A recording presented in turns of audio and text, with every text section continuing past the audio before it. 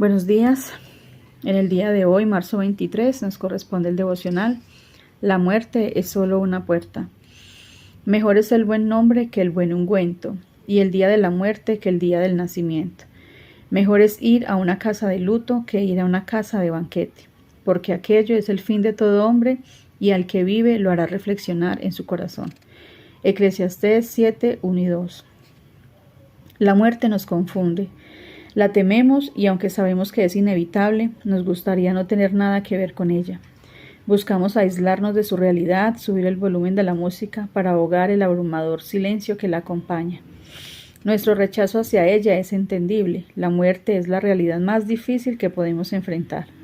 Sin embargo, en nuestros momentos más sombríos nos damos cuenta de que la vida es tan frágil como el castillo de arena de un niño a la orilla del mar. Tarde o temprano llegará la marea y se lo llevará. Al igual que con los demás temas que aborda, la Biblia busca reorientar nuestra perspectiva sobre la muerte.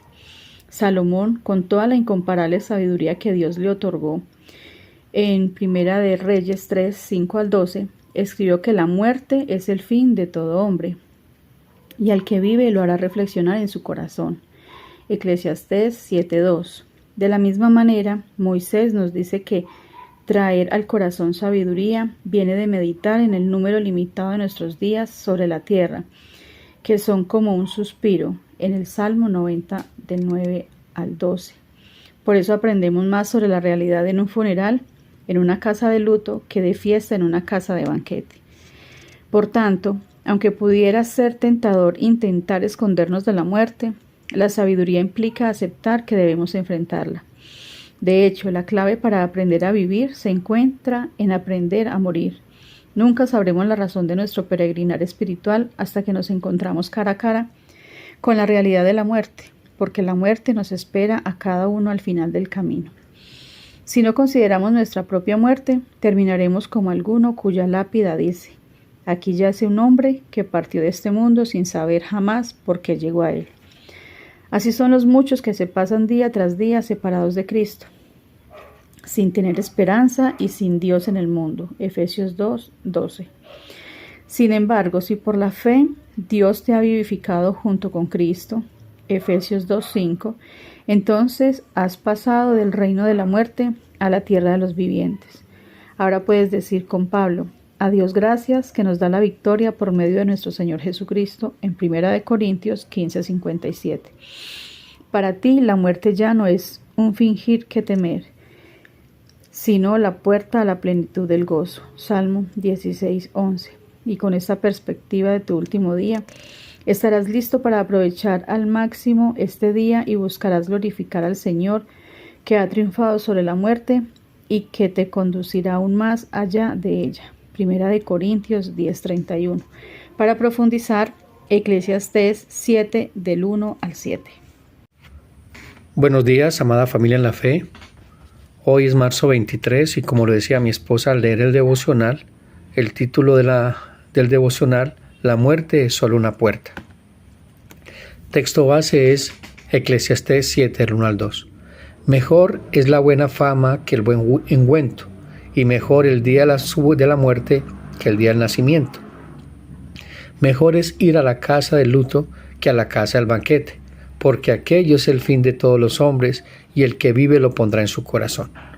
Aquí nos encontramos con un texto que nos enseña el sabio Salomón de una realidad, de algo que es inevitable, la muerte. Solo cuando nos encontramos frente a la muerte de un ser querido, o cuando estamos en un velorio, cuando vemos el fin de las personas, es que recapacitamos en nuestro corazón. Pero si estamos sin Cristo, ese evaluar la liviandad de la vida, es decir, lo efímera que es como la niebla, dice la palabra del Señor. La muerte es un tema que genera temor, incertidumbre y dolor en todos los seres humanos. Sin embargo, para nosotros como creyentes, la muerte tiene un significado completamente diferente. Es una puerta que nos lleva a un encuentro personal y eterno con Jesucristo. En este devocional, amados hermanos, se explora cómo la muerte, lejos de ser una derrota, es una transición gloriosa hacia la presencia de nuestro Señor Jesucristo. Ahora veamos la muerte como su consecuencia. ¿Qué fue lo que generó la muerte? La muerte no es natural. La muerte es el resultado de. Eso nos lo explica Génesis 2:17 cuando dice: pero el árbol de la ciencia del bien y del mal no comerás, porque el día que de él comieres, ciertamente morirás. La muerte entró en el mundo como consecuencia del pecado de Adán y Eva. Desde entonces, la humanidad ha estado sujeta a la muerte física y a la muerte espiritual. Es importante aclarar, hermanos, que la muerte no es una aniquilación total, es dejar de existir, no, es una separación del cuerpo del alma cuando se habla físicamente. Y una separación o muerte espiritual, una separación de Dios y del hombre, que así estábamos muertos, delitos y pecados, ajenos a la vida de Dios. Pero en Romanos 6:23 nos dice: porque la paga del pecado es muerte, mas la dádiva de Dios es vida eterna en Cristo Jesús, Señor nuestro. La muerte es el resultado del pecado. Pero Dios, en su misericordia, ese pero Dios es maravilloso, cambia la historia. Pero Dios en su misericordia nos ofrece vida eterna a través de Jesucristo. La muerte de Cristo, la victoria sobre la muerte. En 1 Corintios 15, 3-4 nos dice: porque primeramente os he enseñado lo que asimismo recibí, que Cristo murió por nuestros pecados conforme a las Escrituras, y que fue sepultado y que resucitó al tercer día, conforme a las Escrituras. La muerte de nuestro Señor Jesucristo en la cruz fue el sacrificio perfecto que pagó por nuestros pecados. Es decir, que la justicia de Dios fue satisfecha. Fuimos declarados inocentes cuando depositamos nuestra confianza en Jesucristo. Es decir, que pasamos de muerte a vida eterna. Es una calidad de vida, no solamente de tiempo, sino de relación con Dios. Su resurrección demostró que Él tiene poder sobre la muerte. No lo podía contener, es autor de la vida. Él pagó el rescate por todos nosotros. Debía ser semejante a nosotros en todo. Eso es lo que nos explica Hebreos 2:14-15, cuando dice así que, por cuanto los hijos participaron de carne y de sangre, Él también participó de lo mismo, para destruir por medio de la muerte al que tenía el imperio de la muerte, esto es, al diablo, y librar a todos los que por el temor de la muerte estaban durante toda la vida sujetos a servidumbre. Nuestro Señor Jesucristo venció a la muerte y al diablo, liberándonos del temor de la muerte y dándonos esperanza, una esperanza eterna. Cristo nuestra esperanza. En Hebreos 2:14-15 nos presenta a nuestro Señor Jesucristo como el exitoso destructor de la muerte. Así que por cuanto los hijos participaron de carne y sangre, Él también participó en lo mismo para destruir por medio de la muerte al que tenía el imperio de la muerte, esto es, al diablo. Hermanos, Él asumió esa naturaleza humana en carne y sangre. Él vino a este mundo por medio de su nacimiento humano, de la misma manera en que tú y yo vivimos en este mundo. Él vino a este mundo como un hombre, 100% hombre, pero 100% Dios. El pecado debe ser juzgado en la carne. Por eso Él debe tener un cuerpo igual a nosotros, tentado en todo, mas no pecó. Perfecto. El sacrificio perfecto. Para destruir por medio de la muerte el que tenía el imperio de la muerte, esto es, al diablo. Recordemos en Génesis 3:15 lo que llama el protoevangelio, el primer evangelio. Cuando nuestro santo y buen Dios está juzgando a la serpiente, ¿qué es lo que dice? Y pondré enemistad entre ti y la mujer, y entre tu simiente y la simiente suya. Esta te herirá en la cabeza, y tú le herirás el calcañar. Aquí está el juicio de Satanás y obviamente su derrota y la victoria de nuestro Señor Jesucristo con su muerte. Pero su resurrección ha vencido. Dios envió a su Hijo para que se hiciera hombre para cumplir su voluntad redentora. Es lo que nos dice Gálatas 4-5. Dice: pero cuando vino el cumplimiento del tiempo, Dios envió a su Hijo nacido de mujer y nacido bajo la ley, para que redimiese, es decir, para que libertara a los que estaban bajo la ley, a fin de que recibiésemos la adopción de hijos. Recordemos que éramos hijos de ira por naturaleza. Ahora somos hijos de Dios. Dios nos trasladó las tinieblas a su luz admirable. Cristo se identificó con nosotros hasta la muerte, y muerte de cruz, para que nosotros pudiéramos también participar de su resurrección. Es lo que nos dice Filipenses 2:5-8, cuando dice Pablo: haya pues en vosotros ese sentir que hubo también en Cristo Jesús, el cual siendo en forma de Dios no estimó el ser igual a Dios como cosa que aferrarse, sino que se despojó a sí mismo, tomando forma de siervo, hecho semejante a los hombres, estando en la condición de hombre, se humilló a sí mismo, haciéndose obediente hasta la muerte y muerte de cruz. Satanás tenía el imperio de la muerte, porque la paga del pecado es muerte. Pero Jesucristo, nuestro segundo Adán, venció la muerte. Y el imperio de la muerte ya no va más. Ya el imperio de la vida eterna. Ya somos siervos de justicia. Pero mire, hermanos, que nosotros no valoramos la vida. Nosotros pensamos de que tenemos la vida comprada y que nunca vamos a partir. No, tenemos que estar preparados para el tiempo de nuestra partida. Mire lo que dice Santiago 4, 13 al 14. Vamos ahora a los que decís, hoy mañana iremos a tal ciudad y estaremos allá un año y traficaremos y ganaremos, cuando no sabéis lo que será mañana. Porque, ¿qué es vuestra vida? Ciertamente es neblina, que se aparece por un poco de tiempo y luego se desvanece.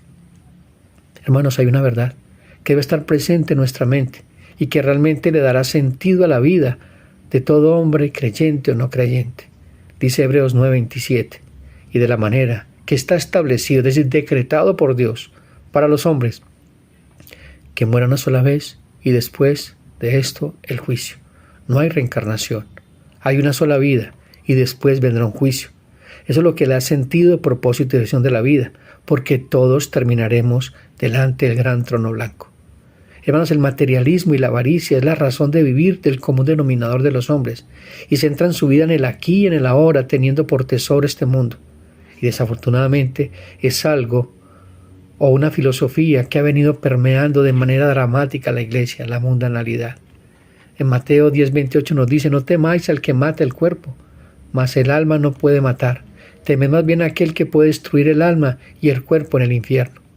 Eso nos lo aclara Mateo 16:26 al 27, porque dice, porque ¿qué aprovechará el hombre si ganare todo el mundo y perdiere su alma? ¿O qué recompensará el hombre por su alma? Porque el Hijo del Hombre vendrá en la gloria de su Padre con sus ángeles y entonces pagará cada uno conforme a sus obras.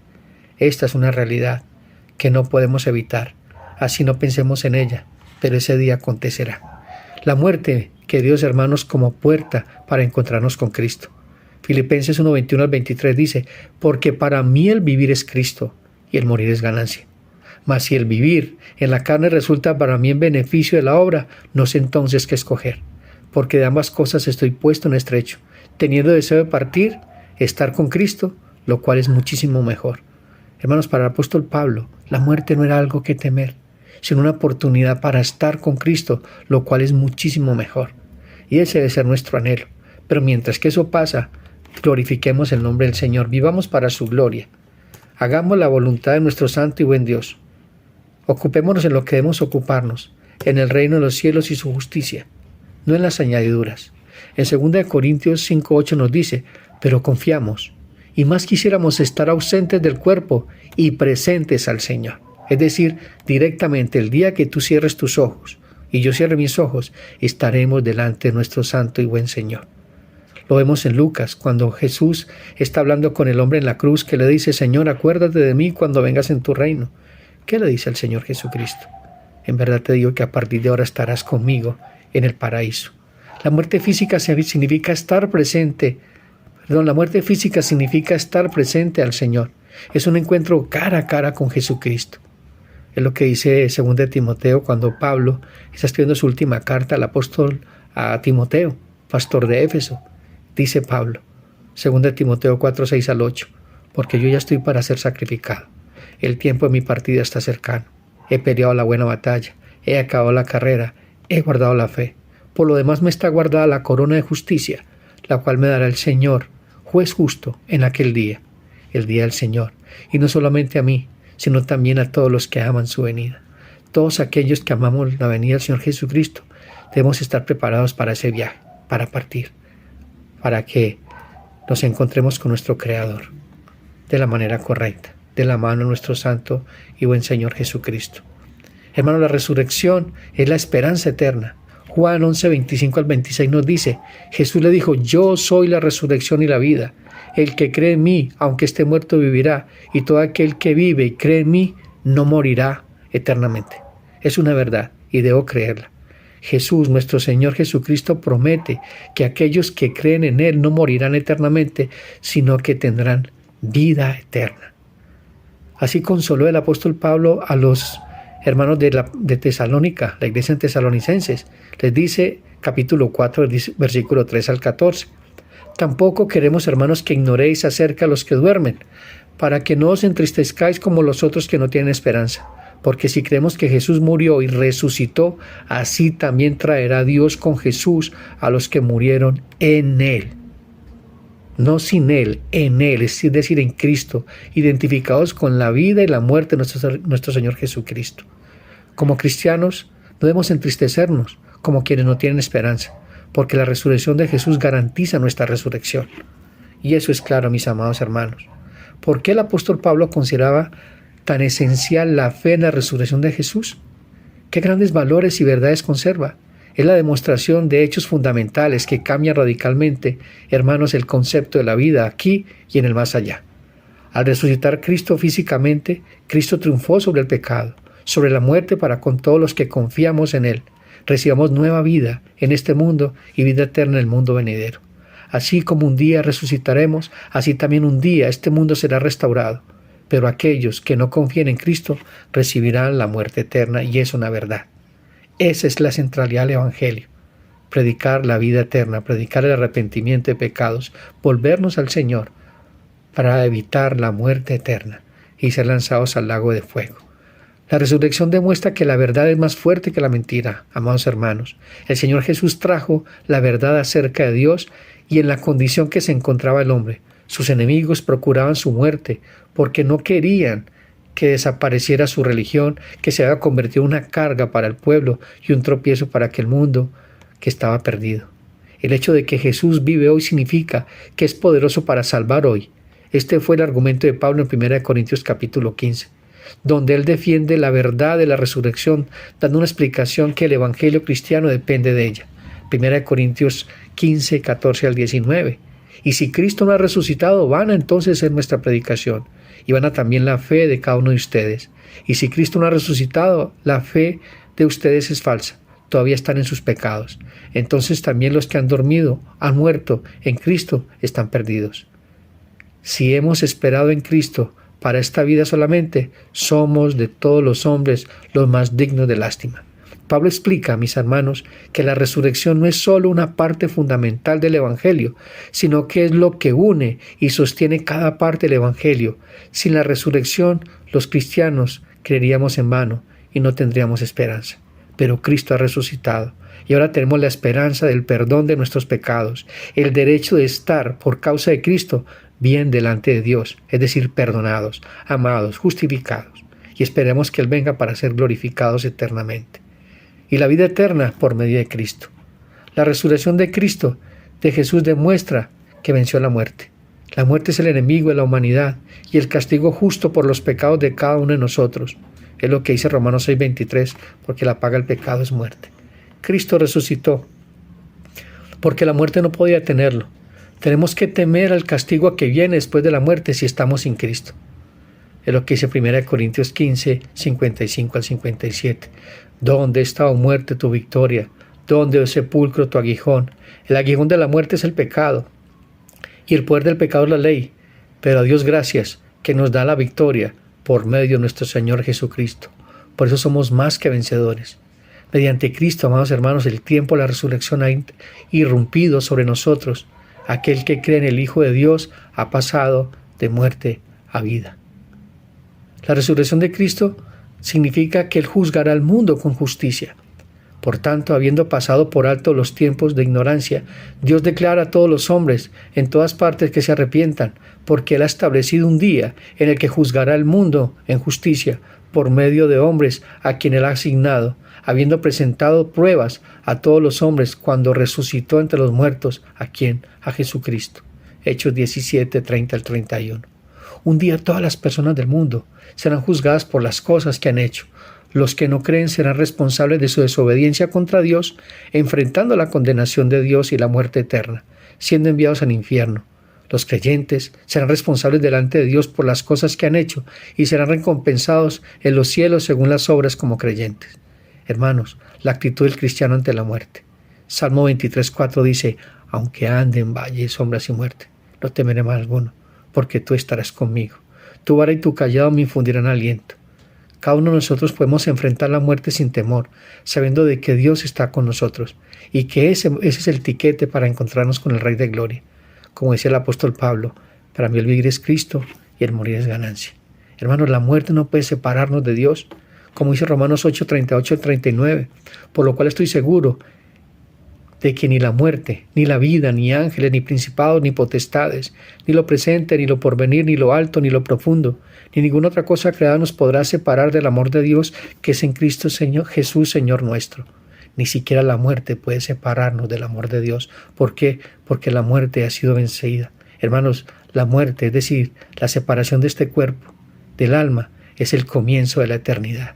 Así lo dice Apocalipsis 21:4, cuando dice: enjugará Dios toda lágrima de los ojos de ellos, y ya no habrá muerte, ni habrá más llanto, ni clamor, ni dolor, porque las primeras cosas pasaron.